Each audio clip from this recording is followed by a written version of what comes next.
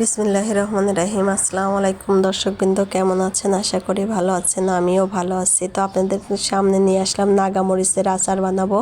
তো অনেক দিন ধরেই ইচ্ছা হচ্ছিল নাগামরিচের আচার বানানোর জন্য। তো আজকে হয়ে গেল আর কি। কপালে কেমন করে যেন এতগুলো মরিচ 100 টাকা দিয়ে কিনতে পেয়েছি। তো আমি অনেকবার সুন্দর করে ধুয়ে অনেকবার মুছে নিয়েছি কাপড় দিয়ে, টিস্যু দিয়ে একটা একটা করে মুছে নিয়েছি যেন পানি না থাকে।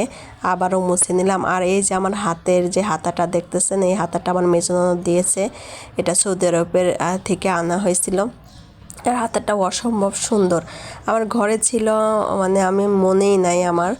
তো মাঝে মাঝে ভিডিও করার সময় আমি পড়ি জিনিসটা, আমার খুব ভালো লাগে। আর মরিচ এখানে হচ্ছে পাঁচফোড়ন নিয়েছি আর সরিষার গুঁড়ো, আর এখানে নানান রকমের মশলার গুঁড়ো আর কি, অনেক রকমের আচারের মশলার গুঁড়ো। এখানে তেঁতুল রেখেছি। তো সরিষার তেল আছে এখানে 1 পোয়া। আমি তেঁতুলের কাঠটা সুন্দর করে বের করে নেব, কচলিয়ে কচলিয়ে কচলিয়ে কচলিয়ে কাঠটা আমি এখন বের করে নেব। আমি আগে কখনো এই আচারটা বানাইনি, আমি দেখেছি অনেকবার, কিন্তু এইবারে হচ্ছে ফার্স্ট। আর অনেক দিন ধরে এই আচার বানানোর জন্য আর কি মনের ভিতরে ইচ্ছা হচ্ছিল। আর আমি অনেক দিন ধরে নাগা মরিচের প্রেমে পড়ে গেছি। আমি এই মরিচটা দিয়ে যখন ভাত খেতে বসে আমার এত ভালো লাগে, আসলে মানে আমি বলে বোঝাতে পারবো না। ঝাল লাগে ঠিকই, কিন্তু আমার মানে এর যে একটা সেন্ট, অসম্ভব সুন্দর সেন্ট, খুব ভালো লাগে। তো কথা বলতে বলতে আমার তেঁতুলের কাঠ বের করা হয়ে গেল।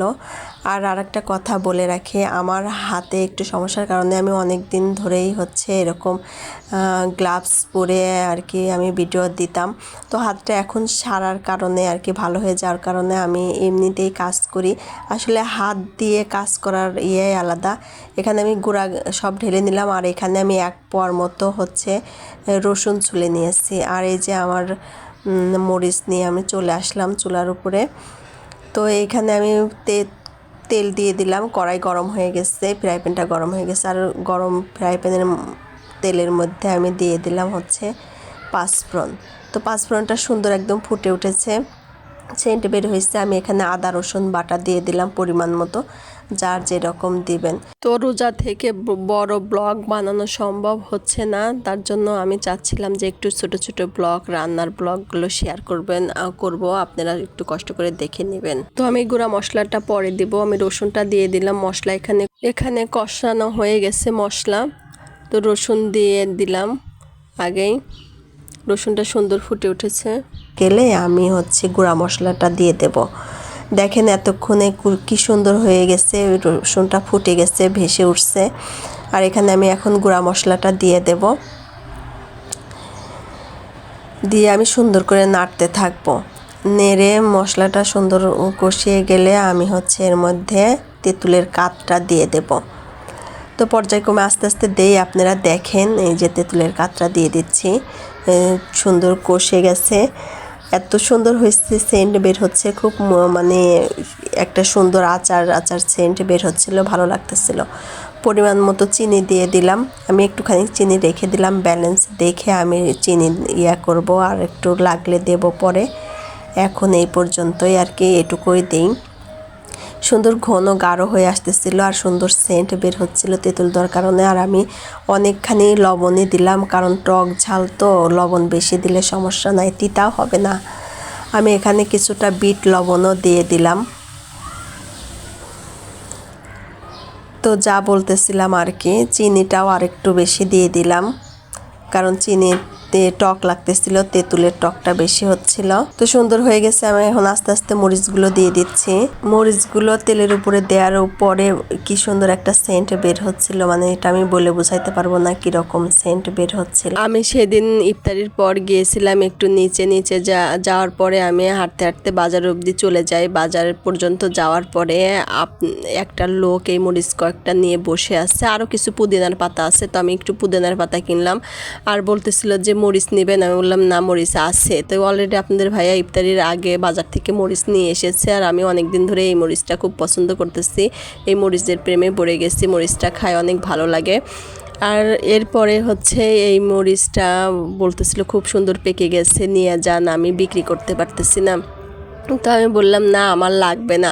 পরে বলল যে না 100 টাকায় দাম নেবেন, এখানে 400-500 টাকার মরিচ আছে, তো আপনি 100 টাকা দিয়ে নিয়ে যান, আমার উপকার হতো, আপনারও উপকার হবে।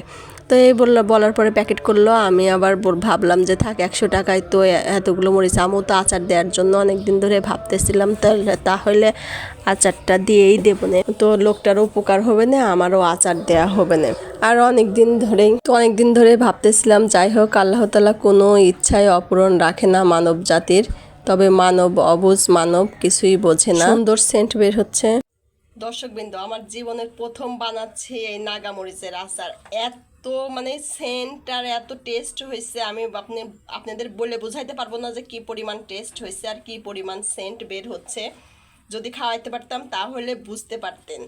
তো যাদের খাওয়াইতে পারবো তারা কমেন্ট করে অবশ্যই জানাবেন যে কি পরিমাণ টেস্ট হয়েছে। আমি বানাচ্ছি দেখে বলতেছি না, আমি আগে কখনোই এই রেসিপিটা ট্রাই করিনি, এই প্রথম আমি করতেছি। কিন্তু এত মানে সুন্দর টেস্ট, এই মশলাটার ঘ্রাণ আর টেস্ট হয়েছে, আমি এটা আপনাদের বলেই বোঝাইতে পারবো না যে কি পরিমাণ টেস্ট হয়েছে এই মশলাটা, এই যে এই মশলাটা। আর মরিচের কথা তো বলতেই পারবো না যে কি পরিমাণ সেন্ট বের হয়েছে। তবে সিদ্ধ হওয়া পর্যন্ত মনে হয় আমাকে অপেক্ষা করতে হবে, আস্তে আস্তে সিদ্ধ হবে বোঝা যাচ্ছে। তো ঢেকে রাখতে হবে, নিশ্চয় ঢেকে রাখতে হবে। বুঝতে পারতেছি না কি করতে হবে এখন। রাত বাজে 12টা, দেখে একটু ঢেকে রাখি কি হয়। আমি আঁচটা একদম লোতে দিয়ে রেখেছি, কারণ হচ্ছে ওই যে মশলাটা এত সুন্দর করে কষানো হয়েছে, যার কারণে মশলাটা নিচে লেগে যেতে পারে বা পুড়ে যেতে পারে। আমি খুব আস্তে দিয়ে শুধু মরিচটা সিদ্ধ হওয়া পর্যন্ত অপেক্ষা করব। চলেন। আর সেন্টে আমি পাগল হয়ে যাচ্ছি। ঢাকনাটা হাতের কাছে পাইলাম, এটা দিয়ে ঢেকে দেই। এই যে আমি ঢাকনাটা খুলে দেখি কি অবস্থা, কি সুন্দর একটা ঘ্রাণ বের হয়েছে। আমি পুরো পাগল হয়ে যাচ্ছি, ঘ্রাণে আমি পাগল হয়ে গেছি যে কি পরিমাণ ঘ্রাণ বের হয়েছে। তো ভালো করে সেদ্ধ হয় নাই এখনো, তারপরে আমি আবারও ঢেকে দিচ্ছি, হইতে থাক।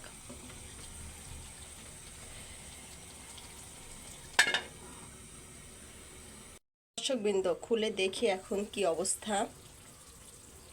আমার কাছে মনে হচ্ছে কালার একটু চেঞ্জ হচ্ছে না।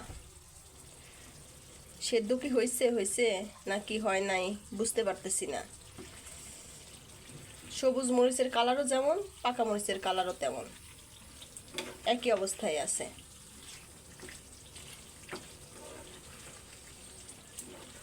যাই হোক, আমি আরেকটু ঢেকে রাখবো।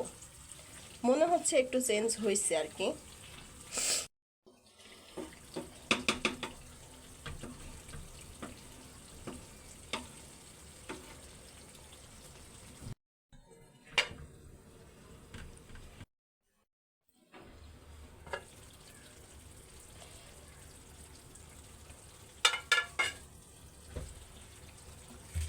এখন দেখে মনে হচ্ছে সেদ্ধ হয়ে গেছে, তাও আমরা আরেকটু সময় থাকবো।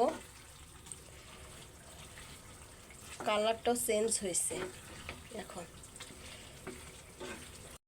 তাও একটু উল্টিয়ে পাল্টিয়ে নেড়ে ভালো করে সেদ্ধ করে তারপরে নামিয়ে রাখবো। আর একটু সেদ্ধ হোক। ঢাকনা খুলে কত দূর সেদ্ধ হয়েছে। ওয়াও, অনেক সুন্দর হয়েছে। এবার মনে হচ্ছে একদম পারফেক্ট, অসাধারণ সেন্ট বার হয়েছে। দেখি টেস্টটা কীরকম। অসাধারণ টেস্ট হয়েছে, বলে বোঝাইতে পারবো না। যেমন একটা তেঁতুলের টক, ঝাল, মিষ্টি, মানে একদম লাইক 100টা। এখন নামিয়ে ফেলবো। আমি নিয়ে টেবিলে আসলাম, এখন থাক, ঠান্ডা হোক। আর এই যে এই বয়ামটায় আমি তুলে রাখবো, ঠান্ডা হওয়া পর্যন্ত অপেক্ষা করি। রাত বাজে 12টার বেশি। অনেক ঝাল হয়েছে, অনেক ঝাল। এটা শুকাক, সেহরিতে এসে এটা ধরবো, ঠান্ডা হোক।